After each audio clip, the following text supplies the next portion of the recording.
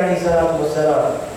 And the second call which they got was our link with the awliya of Allah, with the people of Allah subhanahu wa ta'ala, with the friends of Allah. Why? Because these awliya, these friends of Allah, they fostered our relationship between Rasulullah sallallahu alaihi wasallam. They fostered our relationship with Sayyidina Rasulullah sallallahu alaihi wasallam. And they got this call. But I'm telling you from the Quran, Allah subhanahu wa ta'ala is praising the awliya. Allah is praising the friends of Allah. Why should we compose with them? Who are the awliya of Allah? Allah subhanahu wa ta'ala tells the Prophet sallallahu alaihi wasallam to tell us in hadith. The Prophet alayhi salatu wasalam said, Zikra salihina kasira. He said, remember the pious people a lot. He said, remember the pious people increasingly. The instruction of Sayyidina Rasulullah sallallahu alaihi wasallam, he's telling us to remember the awliya of Allah. On one hand, we have the sunnah of Allah. Allah is praising the awliya in the Quran. He said, Allah says, these awliya, they have no fear, they have no grief. And then the Prophet ﷺ said, remember the pious, remember these people, remember them a lot. Remember them a lot. Why did he ask us to remember them a lot if they had no significance? The Sahaba radiallahu ta'ala, in their life, the Prophet ﷺ said to them, he said, the door to Nabuwwah, the door to prophethood, it closes with me. There's going to be no more prophets after me. The Prophet ﷺ said this explicitly. Alright? There's going to be no more prophets after me, sallallahu alaihi wasallam. 124,000 prophets came approximately. And the Sahaba radiallahu ta'ala said, Ya Rasulullah, sallallahu alaihi wasallam, if the door of prophethood closes, then what will your ummah have left? Who will your ummah have to guide them? Yes, they have the Quran, yes, they have the Sunnah, but isn't your presence more important at the end of times? Who will they have? And the Prophet ﷺ said, after me will be the awliya of Allah, the people of Allah subhanahu wa ta'ala. Remember I said they're going to foster our relationship with the Prophet ﷺ. The Prophet ﷺ explained that it would be the awliya of Allah. And the Sahaba radiallahu ta'ala, they were curious. And they asked the Prophet ﷺ, they said, Ya Rasulullah, sallallahu alaihi wasallam, who are the awliya of Allah? How will your ummah be able to recognize them? How will they know that these people are the awliya of Allah? Who will they be? And you know what the Prophet ﷺ said? He said, إِذَا رَؤُوهُ ذُكُرُ اللَّهِ. He said, when you see them, when my people see the awliya, they will remember Allah subhanahu wa ta'ala. This is one of their signs. When you see the awliya of Allah, you will remember Allah subhanahu wa ta'ala. And wallahi, ask me, I know, I've sat with ulama. And I don't say this in a way to say that I'm better than anybody. No. But Allah has given me the opportunity to sit with the awliya. And wallahi, I swear by Allah, when I see their face, it reminds me of Allah subhanahu wa ta'ala. This is what Rasulullah is talking about. And then he explained to the Sahaba, يَبْجَوْنَ عَلَى الْأَرْضِ. They will walk the earth with humility. These are the men of Allah subhanahu wa ta'ala. These are the women of Allah subhanahu wa ta'ala. They will walk the earth with humility.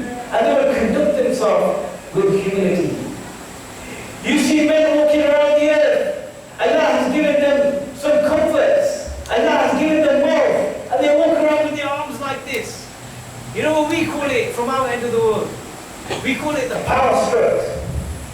The power skirt. The awliya will walk like this. This is not the sign of the awliya. They walk quickly, but they walk with humility. This is the sign of the awliya of Allah. And let me tell you something. With respect to the awliya of Allah, I would like to give you some examples, inshallah. I would like to give you some examples of the awliya of Allah. There's a hadith in Muslim of Imam Ahmad. You can check this out. This is authentic hadith. The Prophet ﷺ one day was praying salah. In Jama'ah. There was Jama'ah behind Rasulullah sallallahu alaihi wasallam. And Rasulullah sallallahu alaihi wasallam, he turned around after salah, he looked at his Sahaba radiallahu ta'ala, and you know what he said to them? He said, on the day of judgment, there will be people, they will be illuminated with nur. They will be enwrapped and enshrined in nur, in light. And the Sahaba radiallahu ta'ala, they asked Rasulullah sallallahu alaihi wasallam, they said, Ya Rasulullah sallallahu alaihi wasallam, will these people be from the shaheed? Will these people be from the martyrs? The Prophet alayhi salam said they will be from the martyrs. They asked, Ya Rasulullah, will they be from the prophets? Will they be from the Anbiya alayhi salatu wasalam?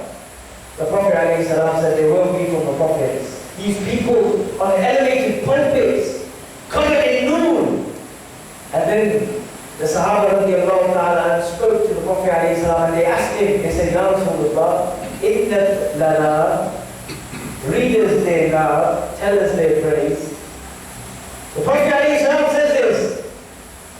The Sahaba radiallahu ta'ala say this to Rasulullah sallallahu alaihi wasallam.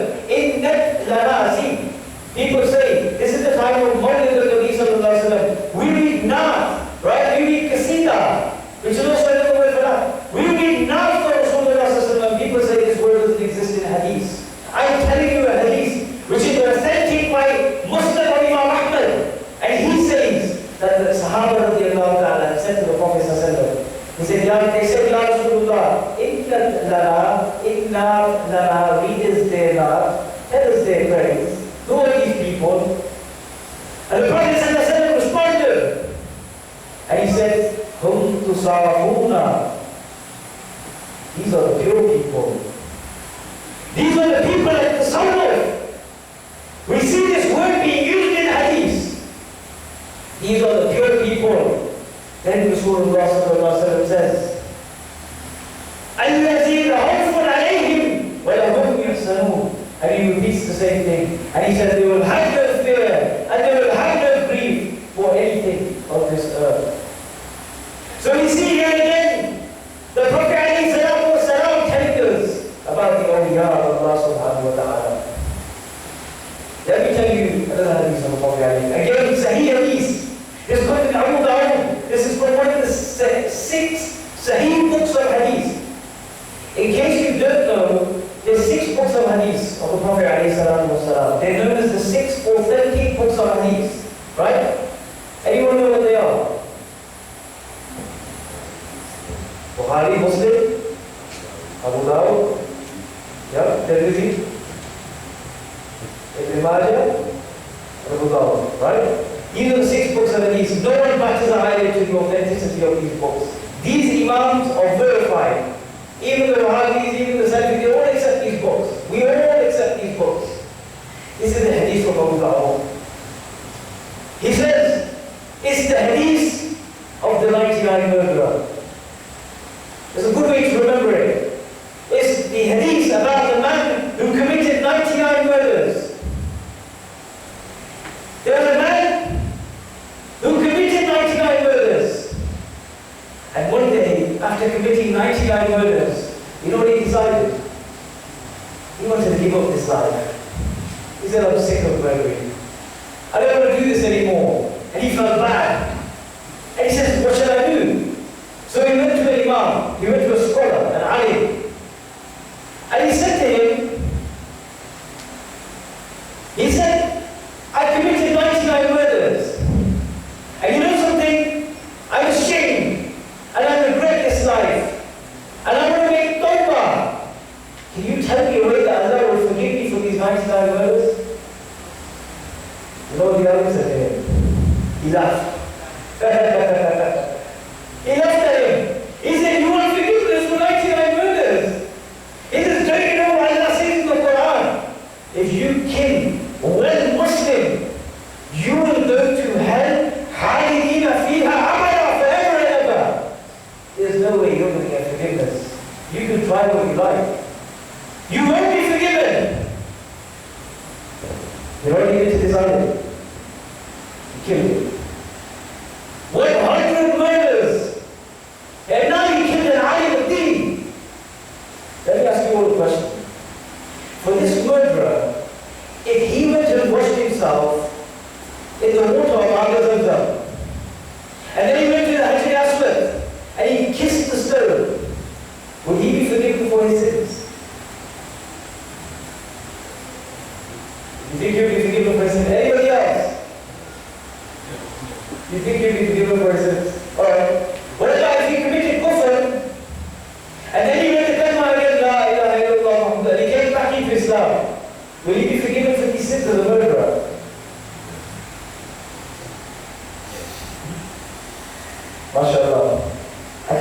this. It's Allah's promise in the Quran. خَالِدِينَ فِيهَا أَبَدًا. You kill another Muslim and you will go to hell forever and ever. You can wash yourself in the water of Zamzam. You can kiss the Hajar Aswad. But this is the law of Allah subhanahu wa ta'ala. He makes this promise. You dare kill another Muslim, you will go to hell forever and ever. This is the severity in this particular offense. Certain offenses are so extreme that this is the kind of punishment associated with them. Rasulullah said in the hadith, to kill one Muslim is like killing the entire ummah. You see the severity in this. So what does this man do? He goes and he finds another alim. And he says to him, he tells him this story. He said, I killed 99 people. I went to another alim. I asked him, what should I do? And he laughed at me. And he said, you'll never be forgiven. So I killed him as well.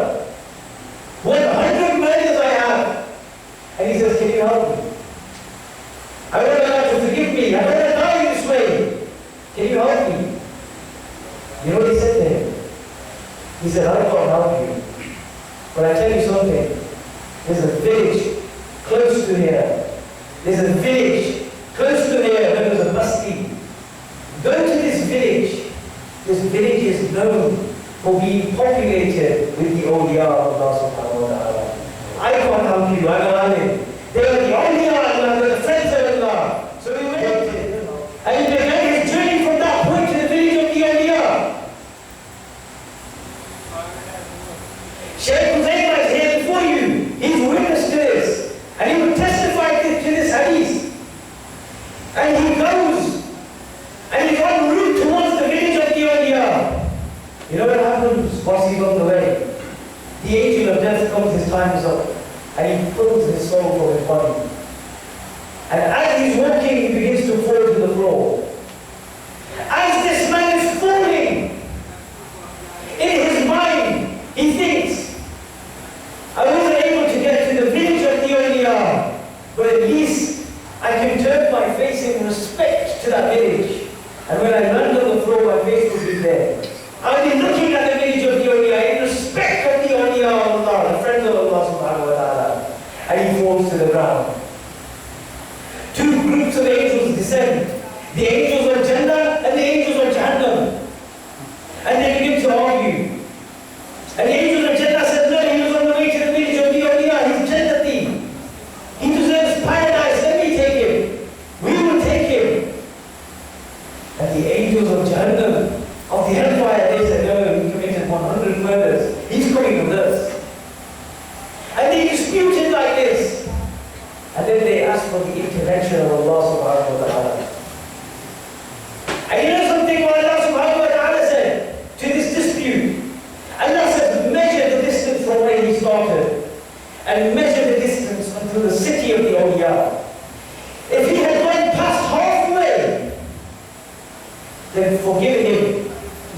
If he was closer to the city of the awliya, and he had passed the halfway mark, then forgive him.